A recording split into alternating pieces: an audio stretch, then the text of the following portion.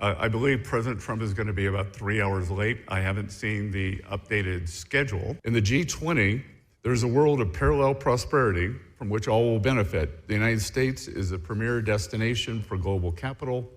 Thanks to President Trump, as I have often said, our country now has the most favorable tax, energy, and regulatory environment in the world. And as we assume leadership of the G20, our agenda is one that we wish not just for ourselves, but for all of our allies. Grow, baby, grow. Switzerland, a country of 9 million people, amazingly, the box is so far above its weight class. It is an industrial powerhouse. It is home to, as I said yesterday, a thriving middle class. And I would worry if you started emulating the EU policies of administration, bureaucracy, and economic sclerosis. And it would be very disappointing if Switzerland decided to get on the EU bandwagon. President Trump is serious here. Just as I said after Liberation Day last year, I would tell everyone, take a deep breath. Do not have this reflexive anger that we've seen and the bitterness. Why don't they sit down, wait for President Trump to get here and listen to his argument? Because I think they're going to be persuaded. Chair Powell says that the Fed must stay above politics and the politics cannot get enmeshed into the Fed. I have become very frustrated with the Fed for refusing to do an internal investigation. I think all of this could have been avoided.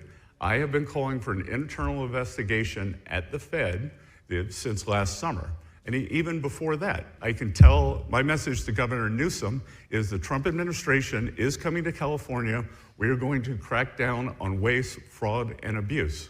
And I was told he was asked to give a speech on his signature policies, but he's not speaking. Because what have his economic policies brought?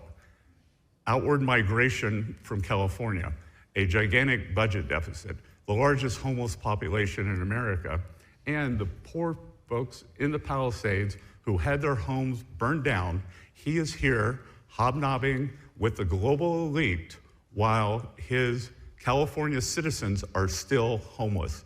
Shame on him. The size Denmark's investment in U.S. Treasury bonds, like Denmark itself, is irrelevant. That it's less than $100 million. They've been selling treasuries for years. I'm not concerned at all. Again, as Treasury Secretary, I see our Treasury auctions. We've had record foreign investment. I think that we are asking our allies to understand that Greenland needs to be part of the United States. And just a little history lesson, the United States bought the U.S. Virgin Islands from Denmark. Let's be clear, Europe is a regulatory morass that is built on bureaucracy, and layering of rules that constrain economic activity and economic growth. America first does not mean America alone, but free trade should be fair trade. Parallel prosperity extends beyond the United States.